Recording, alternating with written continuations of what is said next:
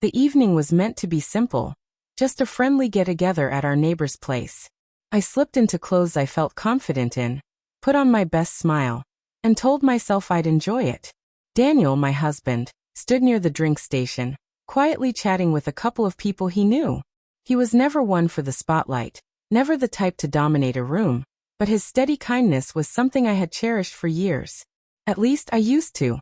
Somewhere along the way, that admiration had dulled into restlessness, even irritation. I hadn't admitted it out loud, but it was there simmering.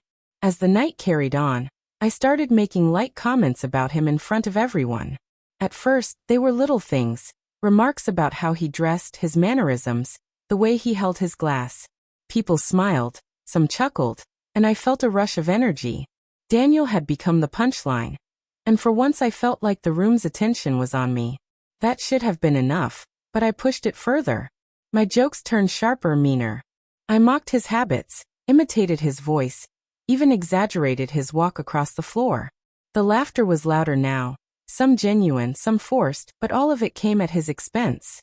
I noticed the way his jaw tightened, the strain in his eyes, but I brushed it off. I told myself it was just harmless fun. Then I said the one thing I shouldn't have. Honestly, Daniel, I blurted out, loud enough for everyone to hear. Sometimes I wonder why I even married you. You're so dull, so predictable. It's a miracle you can even put up with me. The room erupted. Some people laughed awkwardly, others a bit too eagerly, but Daniel didn't smile. He didn't flinch either. His gaze fixed on me, steady and unblinking, and the air shifted. Slowly, he walked across the room, every step deliberate. The chatter and laughter died.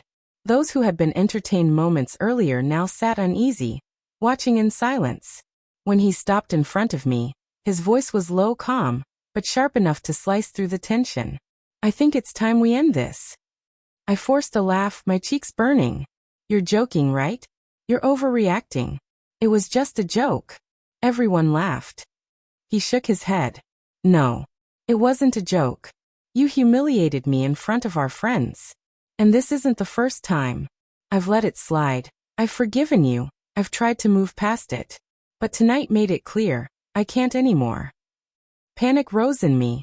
Daniel, wait. We can talk about this. He lifted a hand, stopping me cold. There's nothing to talk about. I can't stay married to someone who belittles me, mocks me, and shows no respect. Not in private, and especially not in public. Tonight just proved it. The silence was unbearable. What had been a lively gathering was now suffocating, everyone shifting in their seats. Realizing this was no longer playful banter, but the end of something real. I don't understand, I stammered. You're leaving me over a joke? His expression never wavered. It wasn't a joke. It was betrayal. And betrayal isn't something I can forgive. I'm done. And with that, he turned and walked out. The music, the laughter, the entire mood dissolved, leaving me frozen in place as the door closed behind him. Days later, he filed for divorce. There was no shouting, no fighting, no chaos.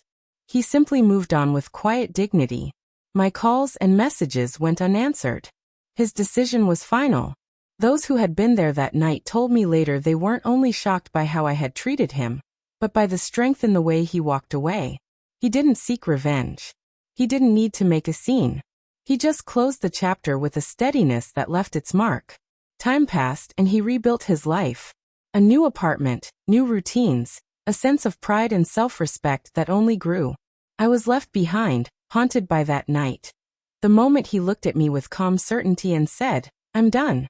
It became clear in the aftermath that betrayal isn't always loud or obvious. Sometimes it slips in through ridicule, through thoughtless words that cut deeper than we realize. That night taught me something I can never forget. Respect is fragile, trust is priceless, and mockery has a cost you can't undo. Daniel never fought me. He never raised his voice. He simply walked away. And in the end, that was the most powerful statement of all. That sometimes the greatest revenge isn't fury. It's leaving without ever looking back. Do you want me to also rewrite this same script again but told from Daniel's perspective, showing what was going through his mind at the party?